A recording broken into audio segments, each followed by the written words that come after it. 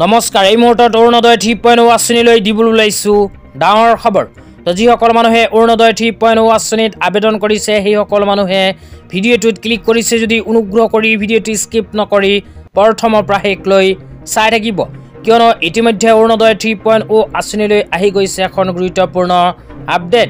তো আপোনালোকে যদি অৰুণোদয় 3.0 আঁচনিত আবেদন কৰিছিল তেন্তে অনুগ্ৰহ কৰি ভিডিঅ'টো স্কিপ নকৰি প্ৰথমৰ পৰা শেষলৈ চাই থাকিব।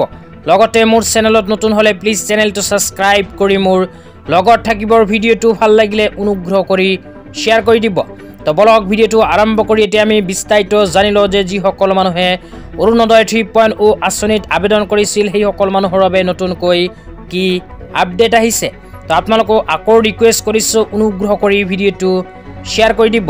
তো আপোনালোকে মোবাইল স্ক্ৰীনত চাব পাৰিছে অৰুণোদয় 3.0 আঁচনিলৈ এনেকৈ এখন আপডেট ইতিমধ্যে আমাৰ হাতত আহি পৰিছে। তো বিজেপি আসাম প্ৰদেশৰ ফালৰ পৰা এনেকৈ এখন আপডেট প্ৰদান কৰিছে। তো ইয়াতে লিখা আছে প্ৰতিশ্ৰুতি অৰুণোদয় আঁচনি 2.0 সম্প্ৰসাৰণ ৰূপায়ণ আঁচনিৰ জৰিয়তে 20 লাখ মহিলাক অতিৰিক্তভাৱে সামৰি ল'ব অৰুণোদয় 3.0 বাবে বাছনি প্ৰক্ৰিয়া চলি আছে।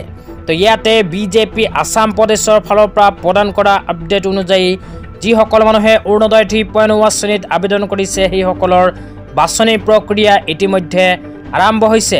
তো যিসকল পুৰুষ মহিলাই অৰুণোদয় 3.0 আঁচনিৰ এলিজিবিলিটি ক্ৰাইটেৰিয়াৰ ভিতৰত পৰিব কেৱল মাত্ৰ সেই সকল মানুহেহে লাভ কৰিব অৰুণোদয় 3.0 আঁচনিৰ সুবিধা।